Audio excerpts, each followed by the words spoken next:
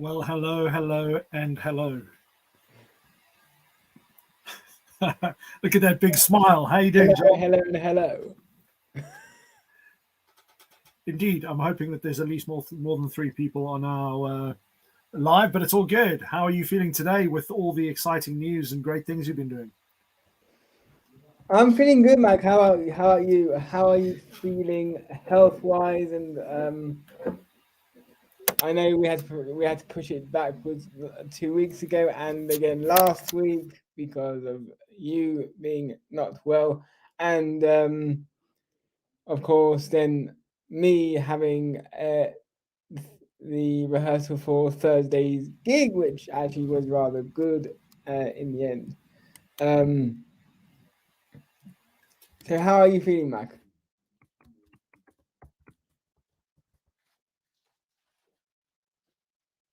You frozen? Oh, you have frozen? Buffering here, which I'm not sure why that is. In today's day and age, buffering shouldn't be a thing.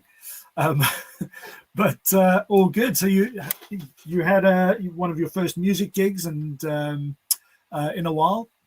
When was it? Last Thursday? Yeah, last Thursday. Are we going to be seeing footage of that soon, Joel?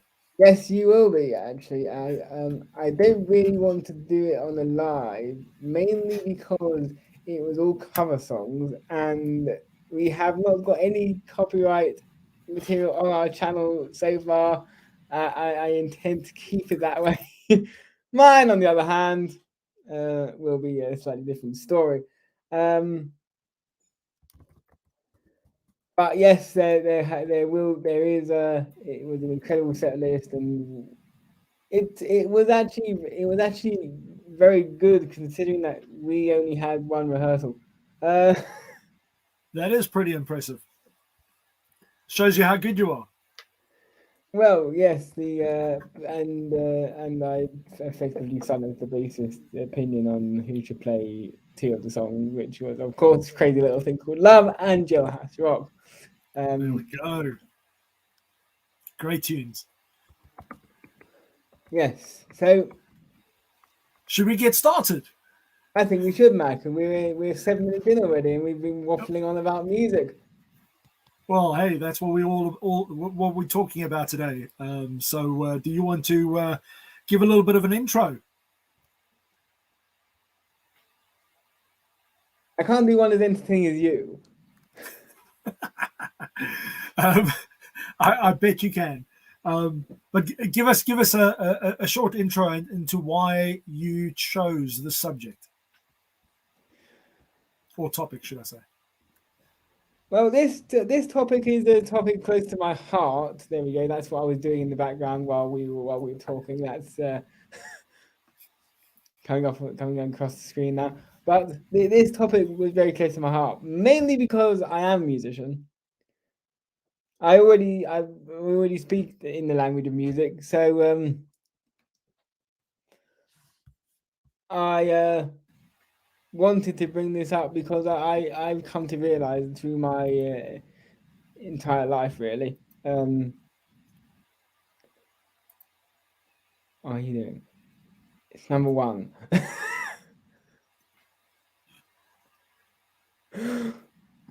It's this one. And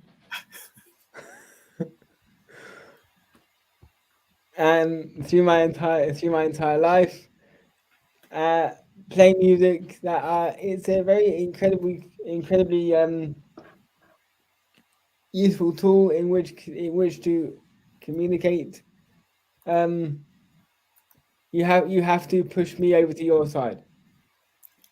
You have to drag your mouse button over to your side to actually put me in the front and center. Anyway, here we go. We're having an IT lesson at the same time as doing this live.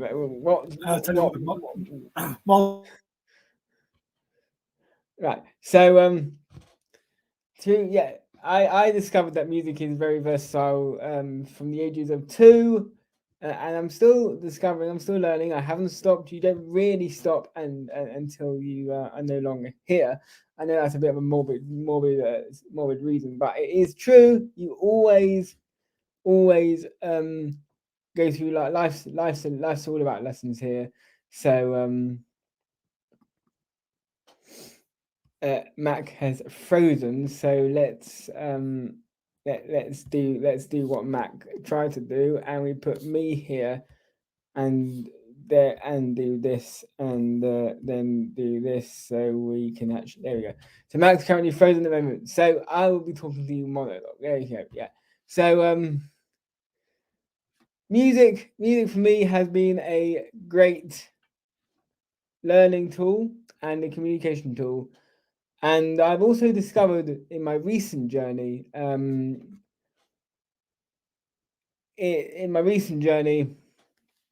I've discovered that music is also a universal language, and one that everyone in the world, no matter where you are, it always is related to. Sorry, Mac. I will continue my monologuing. Always related to, and always know what you say, no matter what language you're speaking, wherever you are in the world. Music is indeed a universal language. And I like to go so far as saying it's the universal language of peace. I am not a hippie. I know the hair suggests otherwise, but I am not a hippie at all. So Mac is just returned from his stream. I was saying no, so let's bring him back on the screen. There we go. Excellent. Not sure what's going on here, but it looks like our internet provider has just gone down. So I've just had to bounce onto another Wi-Fi, but it's all good. Give us a second here. This is what happens when you have Virgin or BT, guys. Hold on 1 second. Right, while we're holding on. There we go. There we go. How's that? It was good before you said there we go.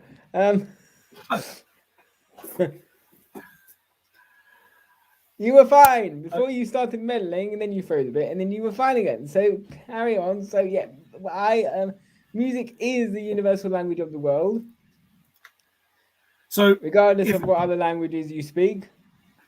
Absolutely, it's quite an interesting one, Joel, because I did a little bit of research before we started this live, and sorry for the technical issues there, but to give you an example of how effective music is, all you have to do is go and watch the movie Jaws and listen to that sound with the two different notes that they play when Jaws is on its way, and it's something that I know affected me as a teen. In fact, not even as a teen, as a toddler, watching Jaws. I couldn't go and swim in our swimming pool at night because I just imagined that tune in my head. So music is an extremely effective medium. And if you go and have a look at the post that I did about our event this evening, you'll see copious amounts of information in there about how music has.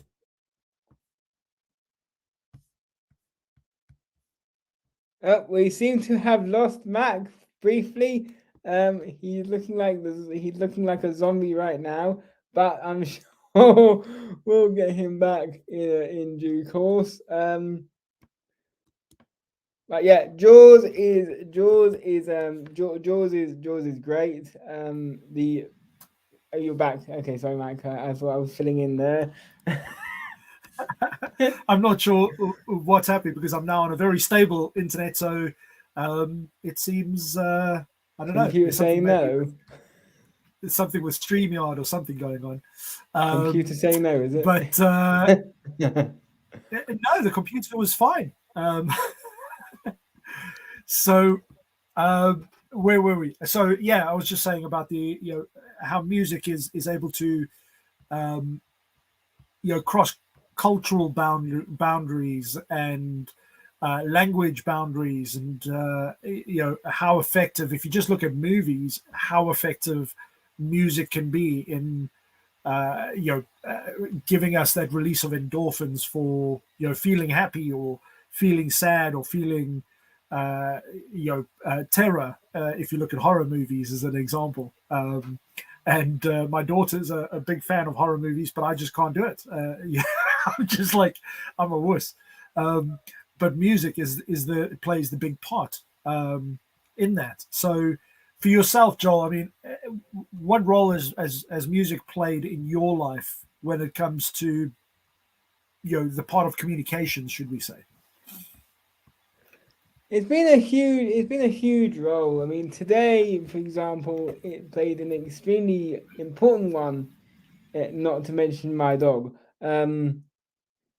in steadying my nerves and keeping me on the straight and narrow to in order for me to actually take my theory test with a clear head.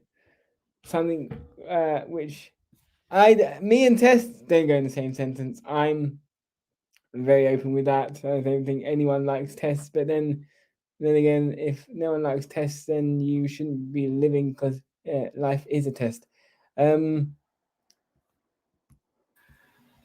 Big one there. I like that. Just dropped a little golden nugget in a bomb. Boom.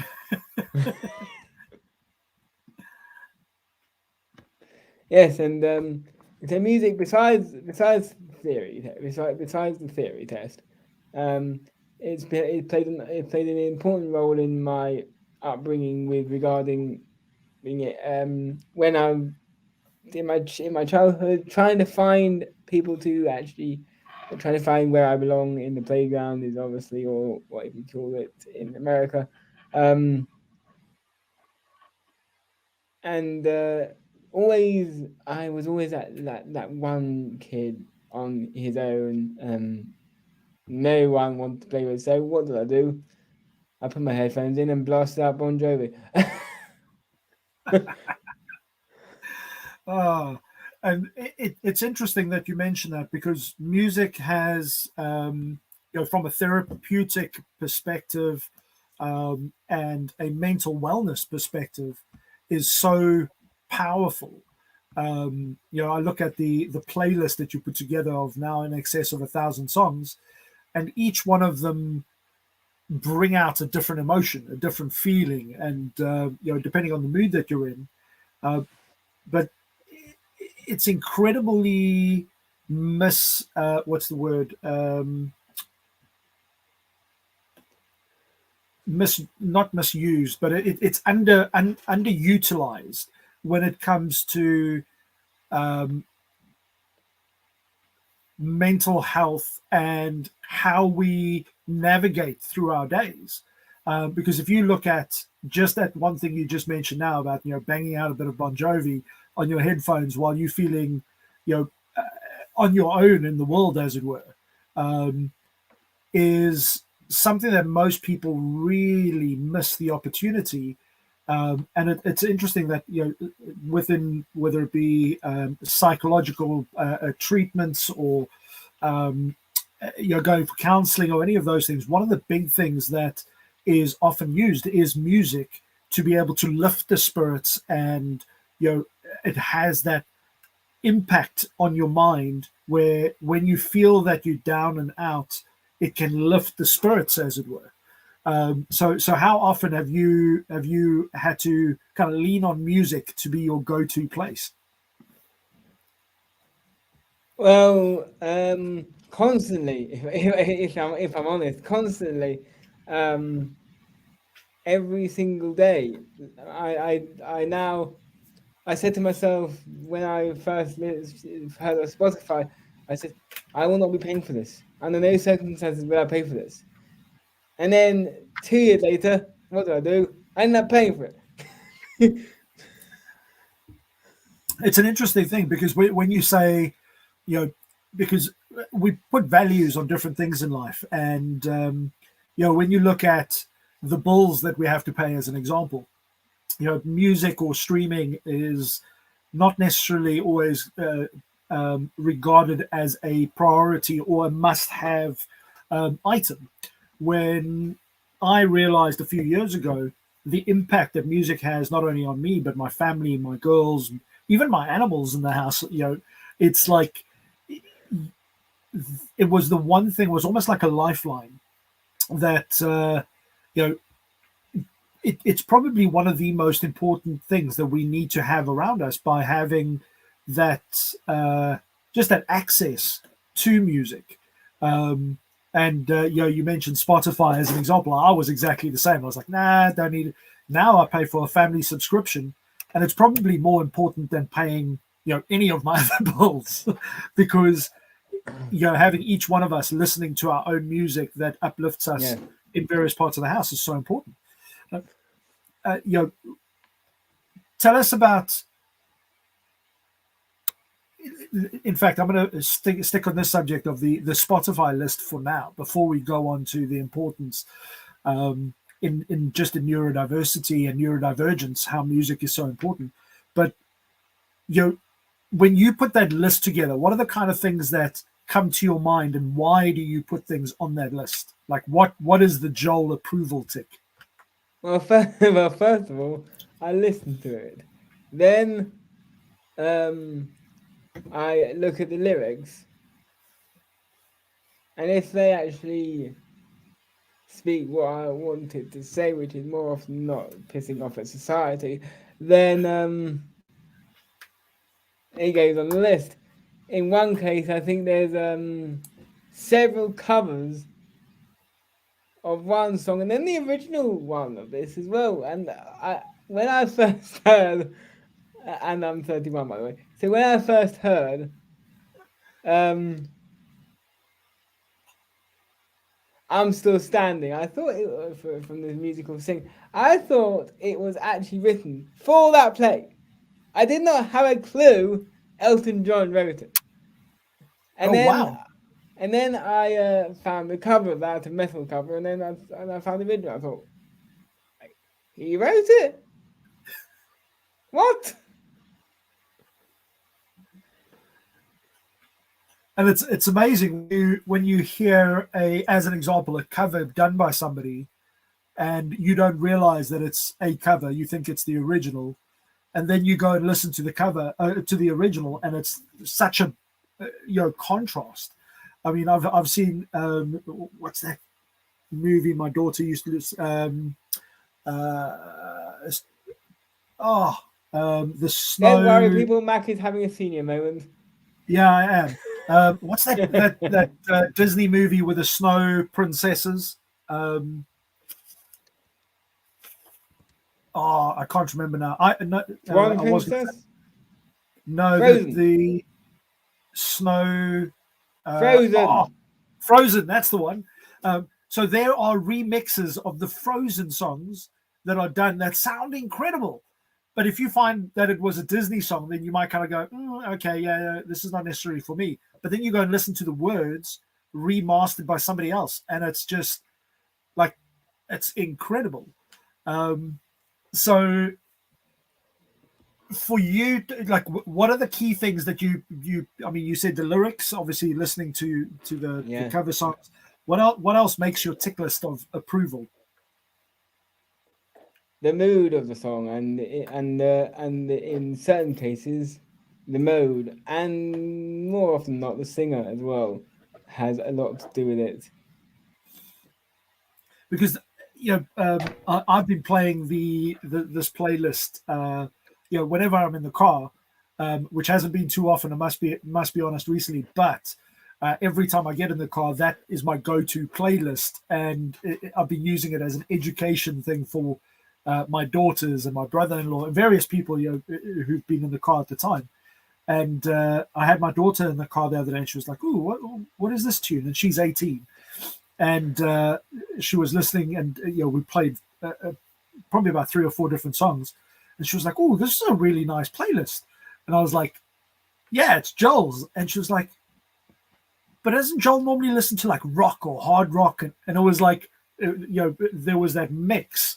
And this is the part that I think people don't realize how powerful the mood change and having the right music for the right day. I mean, do you ever listen to a song one day and it's just powerful and uplifting, and then the next day it really annoys you? Only when I'm doing a gig and I'm listening to the same bloody playlist over and over again to make sure I get the flipping thing right. And even then I can't play Roger Taylor. But It's a work in progress. it is, but yeah, he's a technical one for me. But yeah, so before, don't get me wrong, I love Queen. I'm now sick of Crazy Little Thing Called Love. Well, this is the thing. It's like anything in life. Like when you've eaten too much of a specific cake, or you've had too much of a, like they say, too much of a good thing, is a bad thing. And I actually want to do a post about that soon, because Do one, man. it's somebody was talking to me about the benefits of fasting, and I was like, oh, okay, yeah, that's interesting. And day one you get certain benefits, day two you get certain benefits, and day three you get certain benefits. And I was like, yeah, this is all good. And different religions and cultures all have some form of fasting as part of their their religion in some ways. And I was like, yeah, but too much of a good thing is a bad thing, because too much fasting leads to, well, kind of indigestion. Well, if you don't eat for a certain period of time, it eventually leads to total shutdown and then death. So it's like, you've got to know where to draw the line. Otherwise, it's like overkill, as it were. And music's the same thing. Also, great song by Motorhead. Overkill. No, album Overkill. Great album. So, what this leads me to is one of the things that's really important with regards to music and neurodiversity or neurodivergence is you mentioned this earlier about the mood side of things, and it's such a powerful thing when it comes to mood regulation or emotional regulation. And how has music helped you just in that with regards to emotional regulation over time? Well, it certainly helped me. It certainly kept me out of jail. So I'm glad to hear. So that's one thing. It's an incredibly powerful tool. It also in certain bands' cases doesn't have any direct message whatsoever. It just leaves it open for interpretation from individual people. Absolutely. I mean, one of the things that that comes to mind with the emotional regulation side of things is, specifically with autism, music has been such a powerful tool for helping individuals regulate their emotion and also be able to communicate. Because one of the, as you and I discovered right in the beginning and through our conversations, when people say the word autism, it's such a broad term. It's not, and everybody, depending on your personal experience with autism, will ultimately bring out what your thoughts or your emotions are with regards to your association with autism. So, as an example, I have my brother-in-law who has something called Fragile X, but also autism. But verbally, sometimes he gets very frustrated with being able to communicate and just express how he feels. But you bring music into the mix, and my goodness me, it's like a different human being. I mean, he's just like, we've seen him playing the air guitar right through a crowded square in London or wherever, just because all of a sudden he's trying to express his happiness and how he feels. But putting that into words may not necessarily always come across as easy. And this is where a lot of people, if you are struggling to communicate with somebody, try and find some music that crosses a common ground. I mean, have you ever found Joel, in your situation where people may not have, they just don't get you. But then when they get you with your music side of things, they kind of, it clicks and they go, okay, I get this guy. Have you ever had that?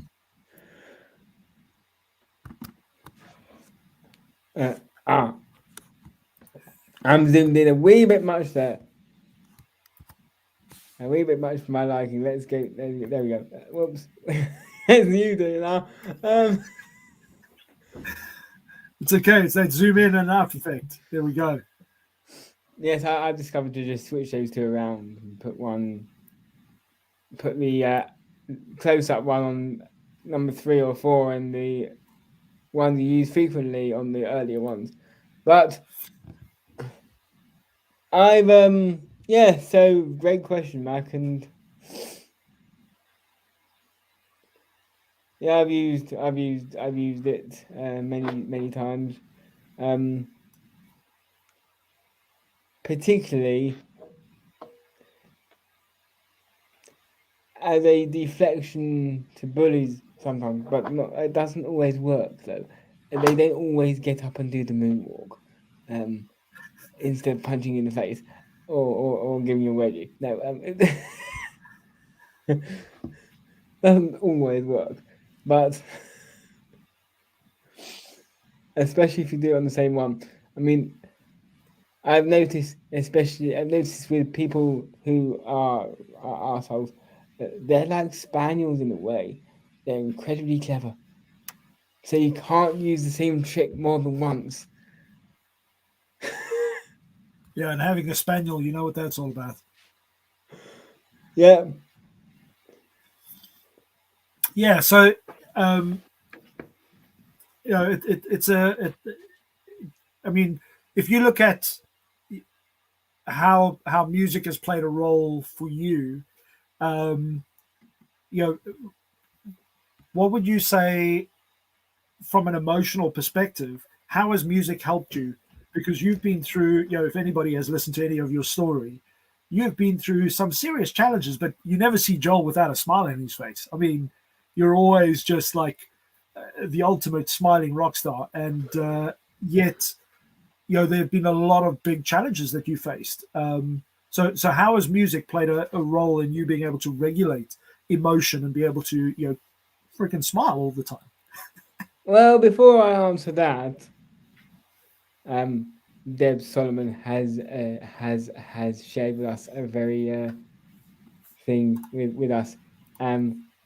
Both of those genres are basically my primary ones. So yes, indeed, I do speak that language. You definitely do. Go and listen to Joel's playlist, and we'll put that on the Spotify. In fact, it's on the event under the comments, and you'll get a real good dose of both rock and metal. I thought you were going to say both rock and roll.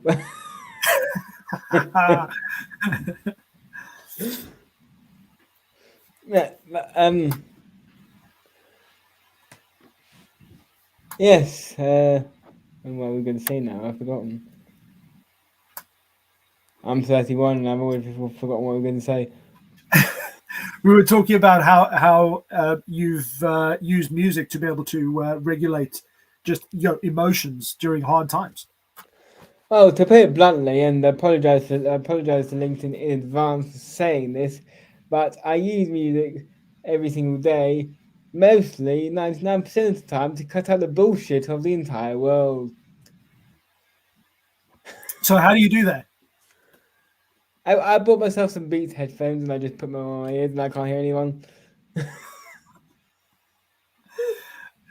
And it's interesting because my daughter has, as an example, her earphones have been like a lifeline, just to be able to, if you've got, some form of autism or ADHD or ADD or any of those things where there can be a bit of overwhelm with regards to the noise in life, and it's amazing how music can literally within an instant make such a big difference to kind of calm things down and remove the outside noise.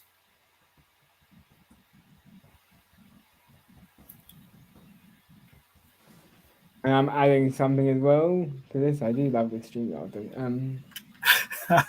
I can see the levels of concentration there. So we're going to go back to this one briefly, and we're going to add a punctuation. My English teacher will not like what I just done. And now we're happy. So there we go. I just put the question across the bottom of the screen there, scrolling.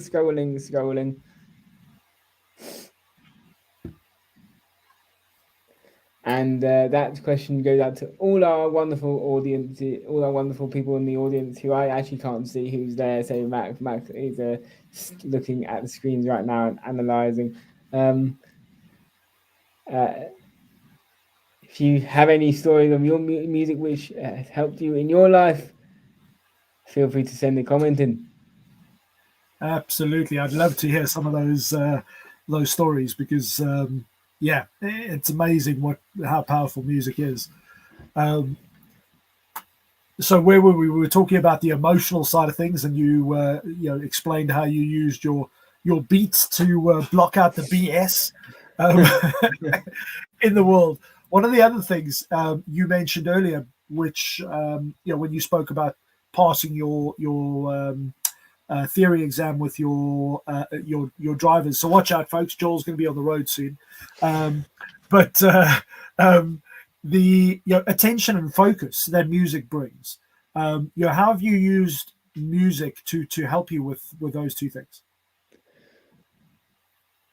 I block out the rest of the world through my noise cancelling headphones while listening to music, and that prepares me for situations such as this when I'm in just me, computer, and several other strangers around the room, which we're not allowed to communicate with, by the way, at all. Very unsociable. With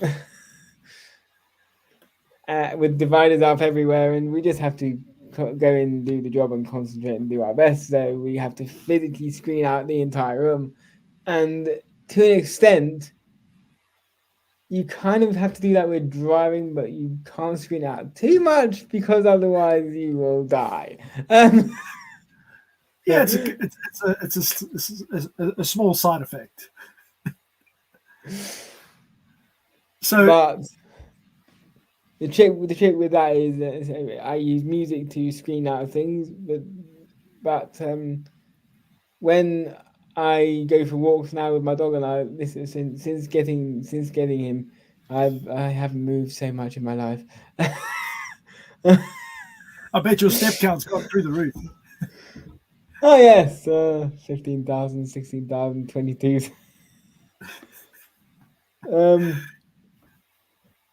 And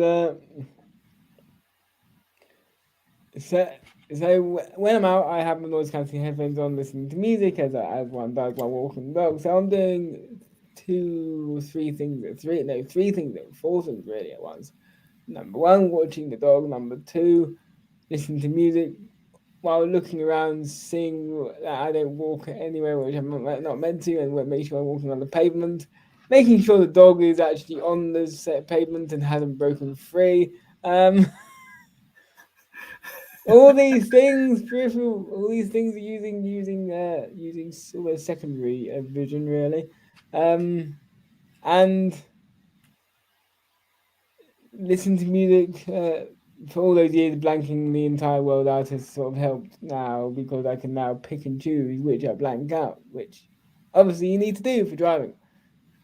Yeah, absolutely, and it's interesting that you mentioned about how music helped you with your focus and attention today. But if we look at on a global scale at areas and places that people do this on a regular basis, so you look at just a common thing like football that people or sports as a whole, even in swimming as an example, or various Olympic sports. When you see these, gold medalists or these top sports personalities come out in the field, you see them, coming out and they've got earphones on and they have blocked out the world so that they've got their favorite tunes or whatever their tunes are that are kind of their go-to uplifting, kind of call to armor or call to arms as it were, kind of music on there. Yeah. it just shows you how powerful it is. And I know, we've discussed, the role of neurodiversity within business as an example, and in the gaming industry, and in music and business and coding and all of those things.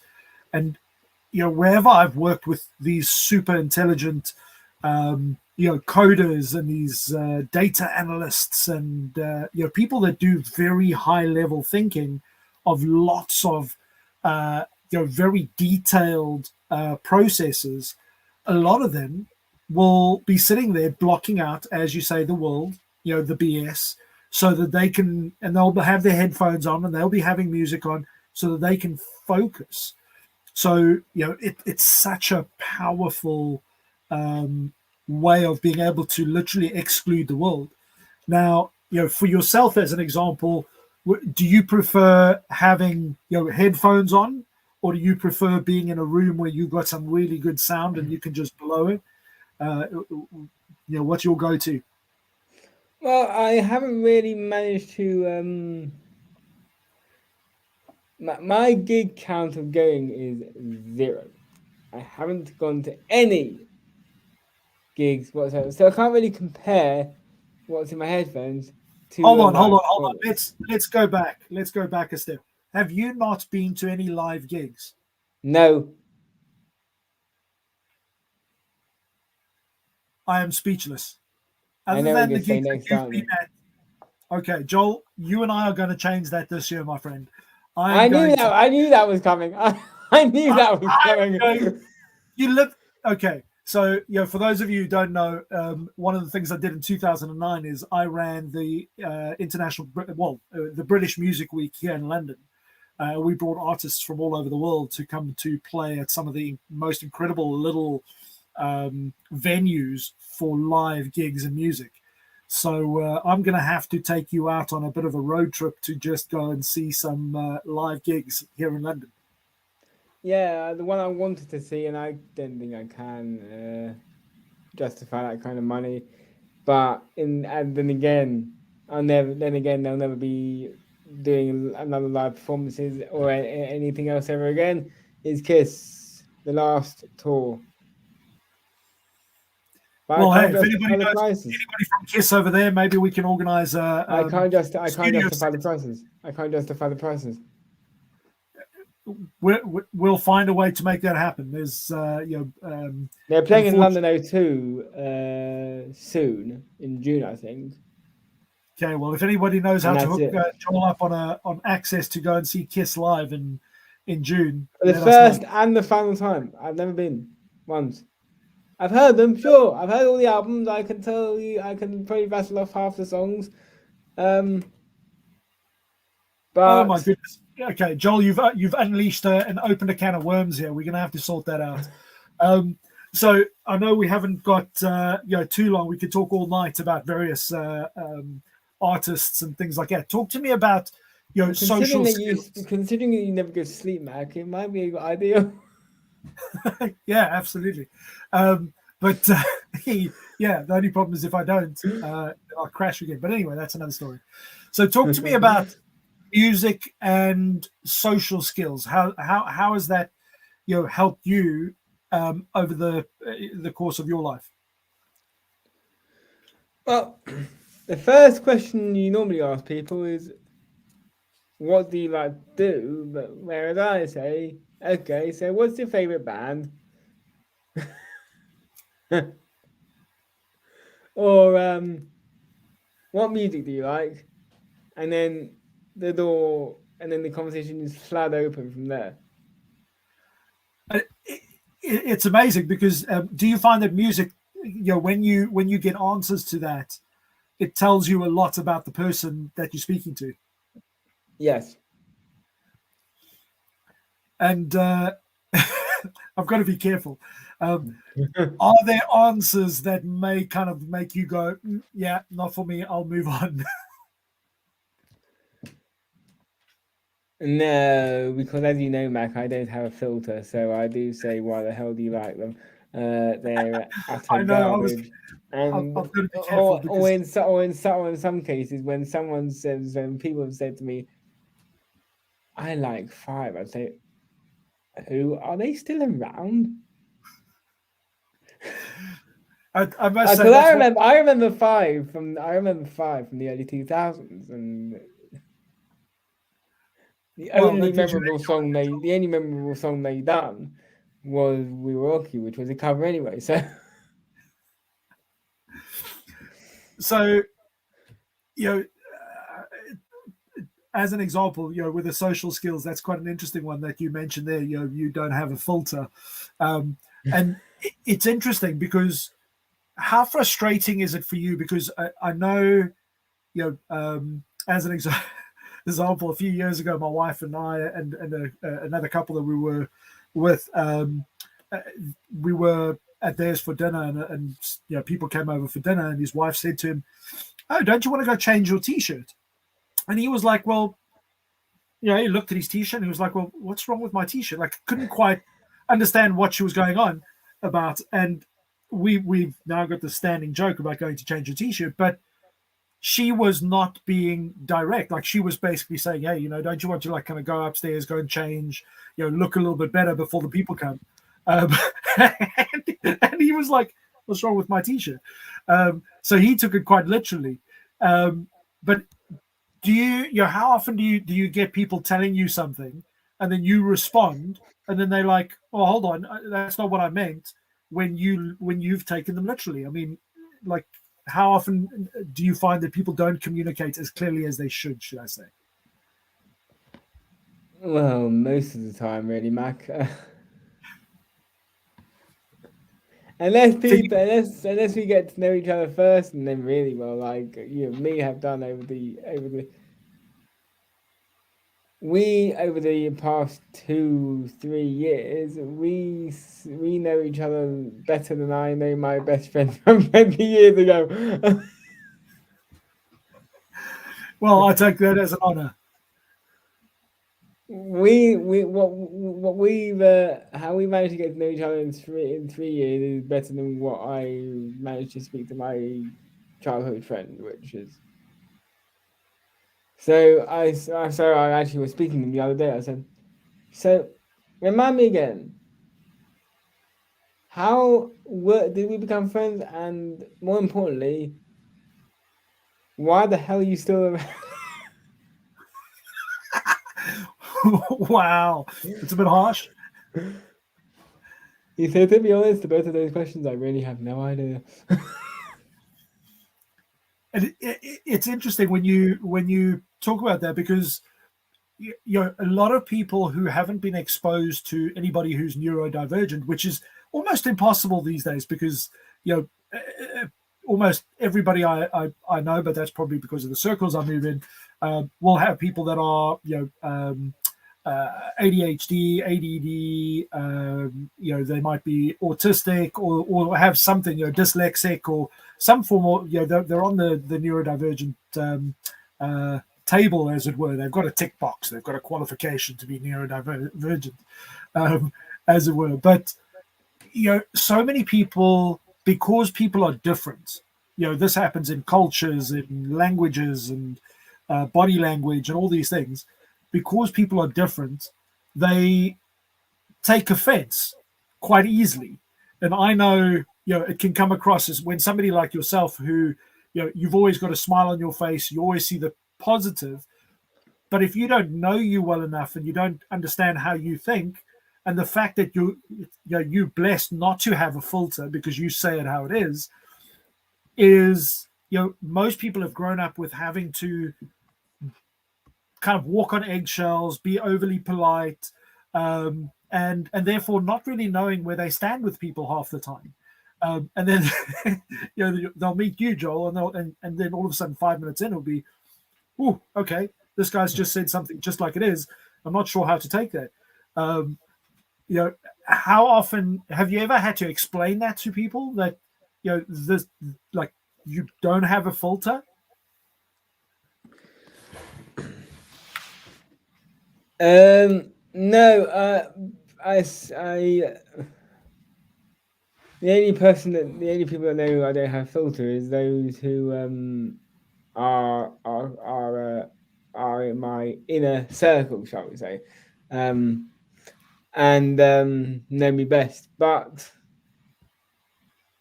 if someone on the street came up to me and said something like that, I say something back, I basically give him a backhanded compliment or something like that, and bitch slap him. But this is why I'm so amazed, like how powerful music is, because music crosses those boundaries and allows people to get into that inner circle so that they can give somebody a chance and understand them. It's almost like a special pass, as it were, into starting getting into somebody's world, because most people, if it was just pure conversation or body language, if you look at if you're sitting on the tube, 90% of the people on the tube are sitting showing purposefully bad body language because they just don't want to communicate with anybody else. They're sitting on their phones, they're reading whatever paper is on the tube line, or they've got their head buried in a book, and it's not subtle either. It's like they literally put up this guard to try and avoid. And if you say hello to somebody, then it's like it's like a total shock. But if you've got music as an example, one of the things I don't understand is, if you look at and in fact, this will be a question for you: how would you cope with going on, say, the London Underground as an example, if there was music that was being played that was calming, kind of background music that didn't disturb everybody, as it were, but it was just something more kind of lighthearted and social? Well, Mac, there's some lighthearted and social music on that very playlist, but I do have certain. If someone is blaring out, I don't know. Let's take the Scissor Sisters, for example. I will not stand there and actually listen. I'll literally say, "Thank you very much, bye," and I'll leave. That kind of music, it's not music, it's shit. So interesting. That you bring it's that not up. Music. It's almost early day AI generated bullcrap. I mean, 5 guys, 1 girl, and they're all singing about the one. I mean, really. So what you've just shown over there is how music can also be quite, I guess, dividing. In the sense that we've got so many genres of music, and some of them come across as quite offensive to others that don't like those genres. I don't mind the genres. I do have a very problem with some of the bands in them because I don't see them as that genre. So Sisters, they may be pop, but I do see them in a well, not really boy band or girl band. It's sort of a unisex band in the same category as the boy band and girl band. It's I kind of see them a worse version, and I feel like I'm not ashamed in saying this, a worse version of JLS. I'm going to step away from that one. I'm not saying something because JLS is average, but if you get Sister Sisters is worse than that, yeah. No. Okay, so we've worked out that music can be quite diversive as well, in the sense that it can it can split the sea of opinion and individuals quite heavily. So playing Scissor Sisters on the underground is definitely a no-go for Joel. So okay, but one of the other things that I find quite interesting when it comes to music is music has been seen to be not only a like an international language, or as you put it, but it's also been used for memory and cognitive behavior, and for individuals that suffer with memory loss and things like that, using music to stimulate certain memories, or things that they associate with certain songs and things like that, to be able to help them kind of find the roots, or be able to calm their mood, or be able to help them with memory recall, has been very, very powerful. Have you got any songs that kind of come to you and you go, just like the moment you hear that song, it kind of puts you into a stage of your life that kind of reminds you of certain things very clearly? Several, actually. Care to give us any examples? Good or bad? Preferably good. Some of them have profanity in them, and Careful, and one of them has that in the title as well. So I don't quite know how one can possibly say that on a stream, not with StreamYard, but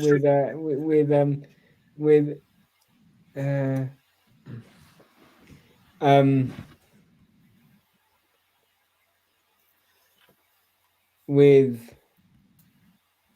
LinkedIn watching closely. The song, I mean, the song is literally called "F.U." Okay, that's close enough. That'll do.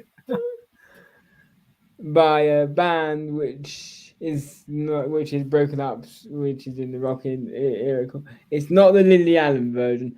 It's that version's hilarious. No, it's the Burn Halo version. And where does that take you when you hear that come on? What kind of memories does that bring back? That's like saying that's basically like someone or Sheldon Cooper putting on the Darth Vader's Imperial March whenever he was mad. Remember in one of the episodes of Big Bang Theory, he was sitting there in his dressing gown, hood up, in the dark, listening with candles, listening to nothing more than the Imperial March, and that's when you know he's pissed.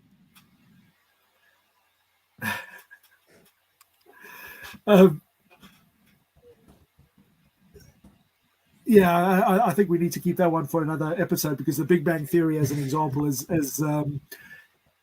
I think we should do a topic just on that when it comes to neurodiversity, because there's a lot of reference to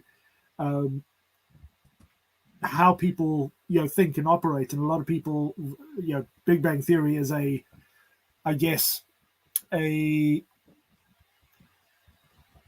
kind of global perception of what and how people operate with that are neurodivergent.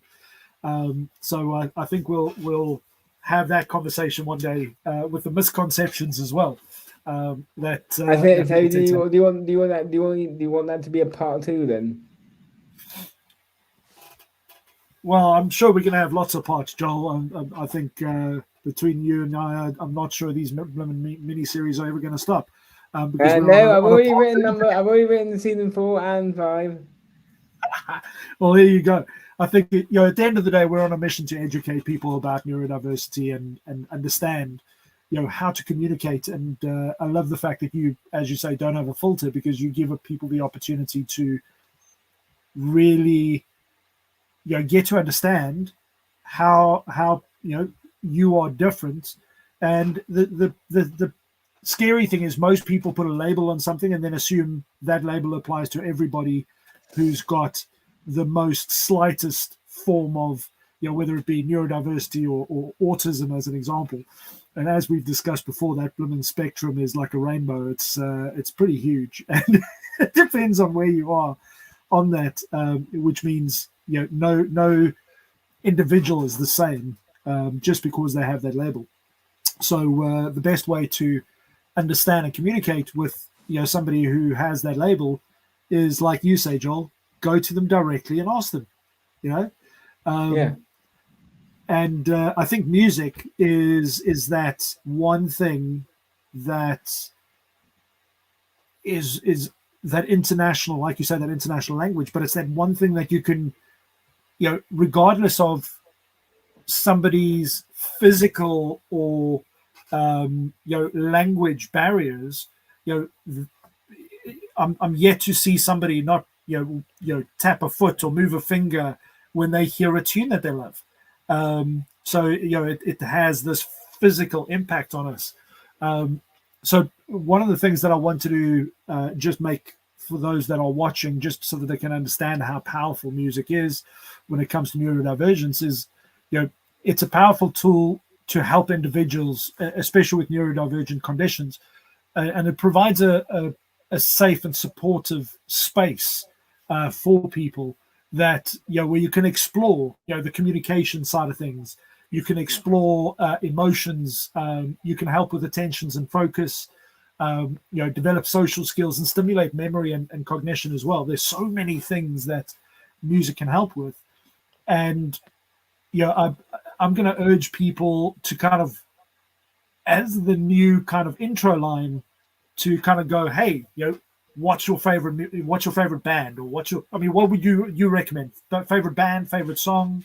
What would be the best opener, should we say, as a pickup line in networking? Careful. It depends what mood I'm in at the at any given moment. Regarding what I recommend, I mean, sometimes I recommend something nice and slow on there, which on my playlist I can't remember what's on there. And sometimes I recommend something by Seal, which I then later discovered wasn't even by Seal; it was another cover.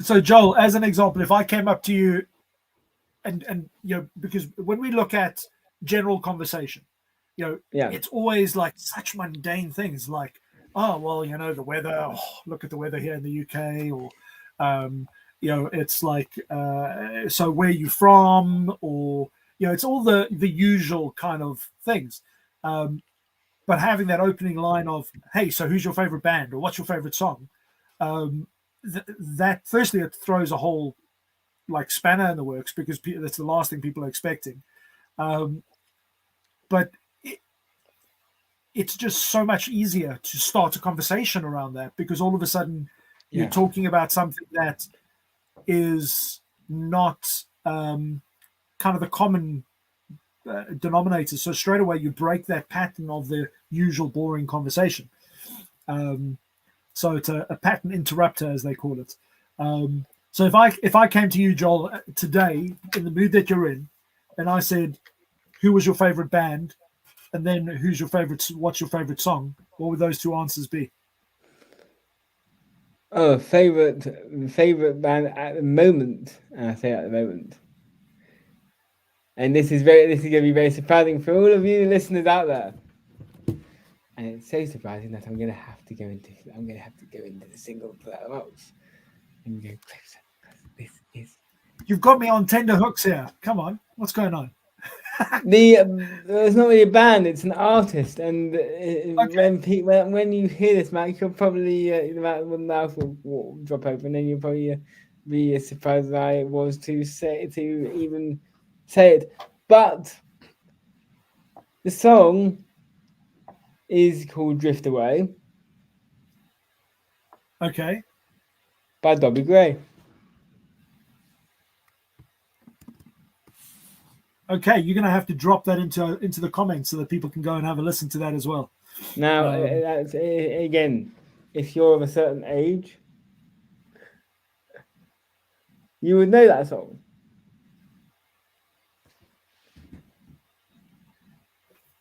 If you are of a certain age, you would know that song. You would know Dobby. You know the artist Dobby Gray.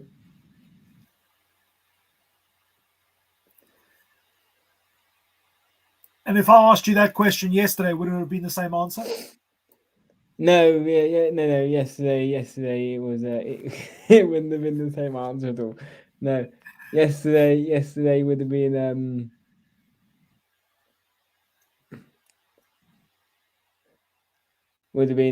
Scary Little Green Man, Ozzy Osbourne.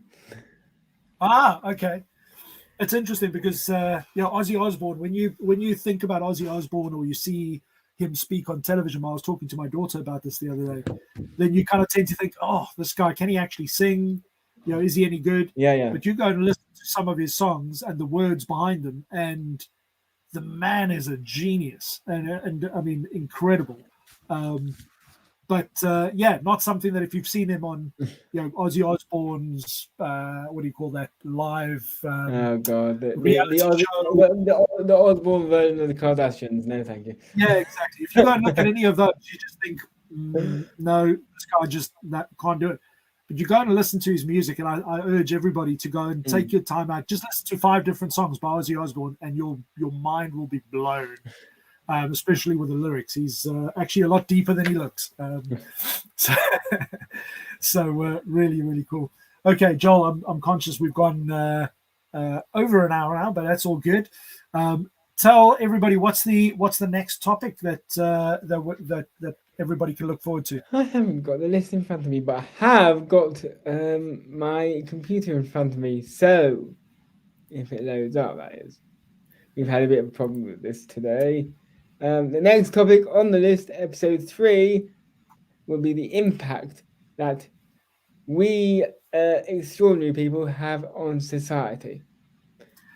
Ooh, I tell you what, folks, please dial in. If you know anybody who's neurodivergent in any way, and you've got a story to tell, or a example of how somebody that is neurodivergent has played or made an impact either in business or in your life, please come and share and drop those in the comments. We'd love to hear your stories as well. So Joel, I'm going to leave it over to you to do the outro. Assuming that everything goes to normal, and COVID doesn't say no, Mac and I will be back here in 2 weeks' time on Monday at the same time. Hence why I'm not changing my banner for the entire series, because it's easier that way. Just say Mondays at 9 p.m. It's so much easier than just changing new banners every single time. But it's also extremely lazy as well. So without further ado, we've got if you haven't got any more questions, we will be wrapping up tonight's show. Thank you for coming. If you have enjoyed today's show, my name is Joel. His name is Mac Laubscher. Otherwise, our names are. I got to be very careful here.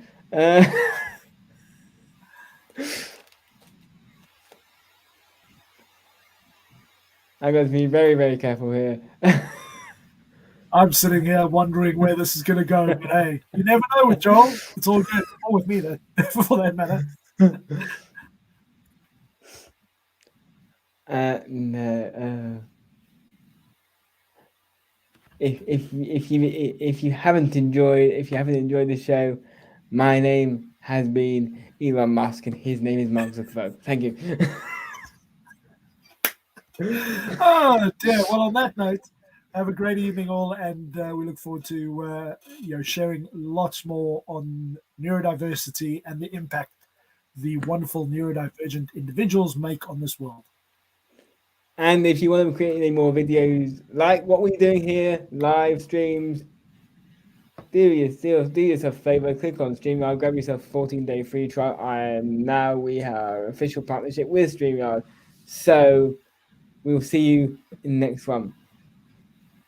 Thank you, Mac, and thank you everybody else.